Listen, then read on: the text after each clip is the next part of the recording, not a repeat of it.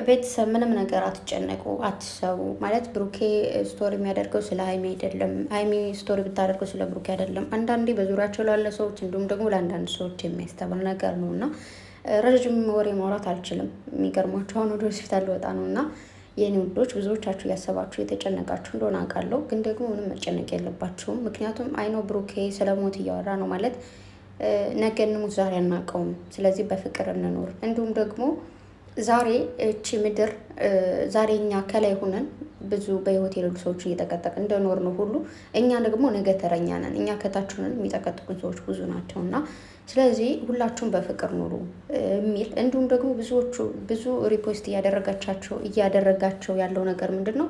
በዚህ ምድር ላይ ያሉ ነገሮች ሁሉ ለእይታ ብቻ ናቸው የሚል ነገር ነው ማለት ነው። ያን እያለ ያለው ምንድን ነው? የአስመሳይ ሰዎች አሉ አይደል? ለመታየት ብቻ ሀይሚና ብሩኬን ወዳሉ እያሉ ግን ውስጥ ለውስጥ የሚያደርጉትን ሁሉ ታውቃላችሁና ለነዛ ነው። ስለዚህ በሀይሚና በብሩኬ ማለት ምንም ነገር መጥፎ ነገር ምንም የተፈጠረ ነገር የለም።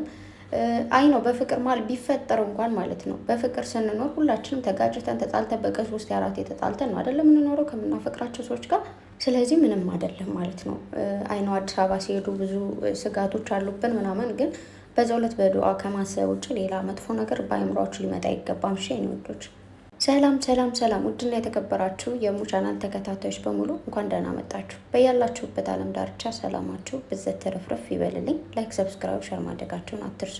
እንግዲህ ስለ ጨረቃዎቻችን ብዙዎቻችሁ እየጠየቃችሁኝ ነበር። አዲስ ነገር ሰምተሻል አይተሻል እያላችሁና አልሰማሁም አላየሁም፣ ግን ስቶሪ እያደረገ ያለው ብሩኬ እንዲሁም ደግሞ ሪፖስት እያደረገ ያለው ሀይሚን በሉ ብሩኬ እንዳልኳችሁ ለብዙ ሰዎችም ትምህርት ይሆናል።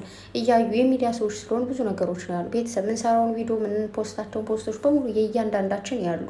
ምክንያቱም የሶሻል ሚዲያ ሰው ስትሆኑ በቃ ለብዙ ሰው መልስ ላትሰጡ ትችላላችሁ እንጂ ብዙ ነገሮችን ታያላችሁ። ግን ደግሞ የነገን አላማ እያዩ ደግሞ ወደ ኋላ ማለት የሌለው ወደፊት ይሄዳሉ ማለት ነው። ስለዚህ እኛ ደግሞ ከነሱ ጎን ሆነን ወደፊት ሲሄዱ አብረን እንሄዳለን። እንዲሁም ደግሞ እንዳይወድቁ እንደግፋቸዋለን ማለት ነው። ይህ ሁላችንም የምናውቀው ነገር ነው። ስለ ሞት ሲወራ እንፈራለን ምናምን፣ ግን አይቀርልንም ሁላችንም። ስለዚህ በፍቅር ኑሩ፣ ሰውን አትስደቡ፣ ሰው ጋር ትጣሉ። በተለይ ሰውን መዘቀዝቁ፣ ስለ ሰው መጥፎ ነገር የምታወሩ ይህ የሰይጣን ስራ ነው እና ከዛ ነገራችሁ ተቆጠቡ። ለዛ ነው ብሩኬ ስቶሪ እያደረገ ያለው። ምክንያቱም እንደምታዩት ነው፣ ምንም አዲስ ነገር የለውም። ሰዎች የሚያደርጉት ነገሮችን እያየን ስለሆነ ማለት ነው። እና ከዛ ነገር ተቆጠቡ። ሀይሚና ብሩኬ በፍቅር ሁሌም ይኖራሉ። እናንተም ከጎናቸው ስለሆናችሁ እግዚአብሔር ያክብራችሁ የኔ ወዶች። ፈጣሪ ከነሱ ጋር ይሁን።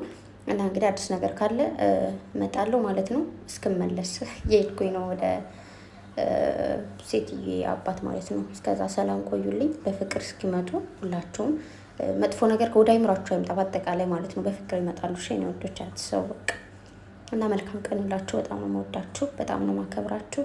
ባይ